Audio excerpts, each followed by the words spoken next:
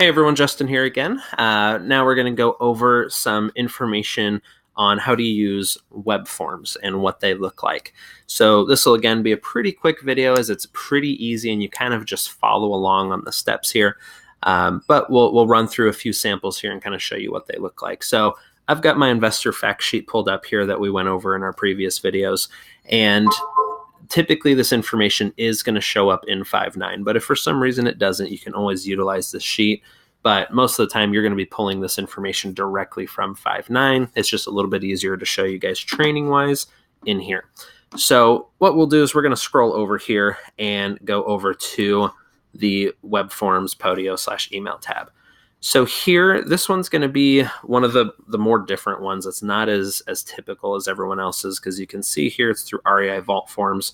They're another company we work with. They're one of the other companies that send us customers and things like that. So their web form, if you click on it here, it's going to look a little different. You'll see here their REI Vault information here. You'll see Sales Ninja Pro for Kurt Walker.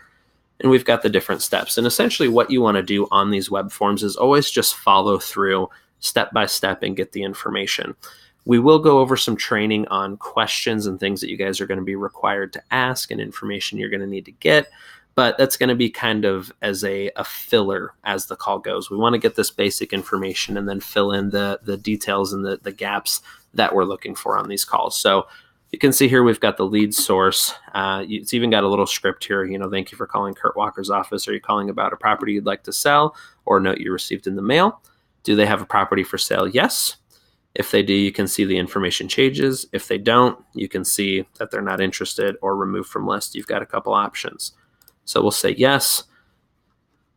You've got a little help box here. If you're interested and you need help on some notes, it's pretty easy. We've got their name, address, city, state, zip, best phone number, cell phone, evening phone number, email. Is the property listed with an agent? We'll say no. You want to make sure that the ones with the asterisk are always filled out here, so that way you can move on to the next section.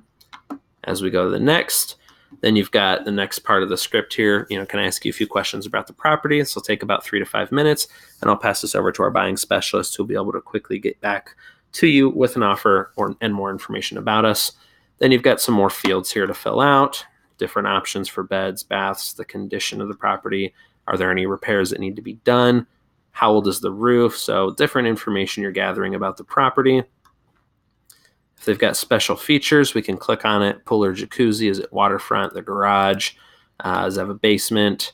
If they're in Florida or like Texas, places like that, you won't really need to worry about that because I don't have basements there typically. So you can see you kind of follow through. Now this is a very in-depth form. Most of them are not this in-depth. You can see here, we're going to go to the next page. We're on step 4 of 4. You've got a conclusion. How did they hear about us? Seller notes, comps, which we're not going to worry about too much. Who the sales rep was, which it's going to automatically fill out for call porter. What their caller ID is. It's very important to enter what the caller ID number is. So that way it's going to match the correct information for them on their side. You can fill out all the information. This one, we're going to book an appointment, and it actually has the schedule for that appointment date and that time, and it's going to submit all that information to them. So this is just one version of what a web form can look like. We're going to go back and look here. This one here is for a Podio web form. This one's a little different, a little bit easier. So this one's real simple here. Looks like we've got their name, property address, phone number, what the status is. If it's a new one, it's a follow-up scheduled, an appointment was set. A couple of these you're not going to use. You're typically going to just use follow-up, appointment set, and new. The other ones are going to be more for the customer side. Actions, make an offer, subscribe to MailChimp, unsubscribe from MailChimp. These ones aren't going to really be much for us to use on this one specifically. We've got a follow-up date for an appointment. We've got their email, some notes, their motivation, how many bedrooms they have, how many bathrooms, square feet, the size of the lot, if we can get that, their reason for selling. This is where we want to put really good notes in there. The estimated value of the property. This is going to be typically done from Zillow, which will be in an upcoming video.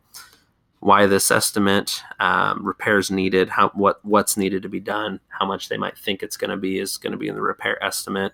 Do they have a mortgage to allow us to offer that they'll accept? Occupancy is, is it occupied, rented, or is it vacant? So nobody's living there.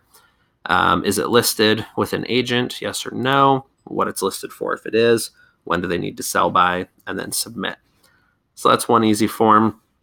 We can go through and look at another one here. We'll look at Raphael. So this one you can see it's got AZ Home Seller Solutions.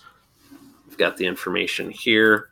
First name, last name, phone number, email, the property details, reason for selling, how long have they owned.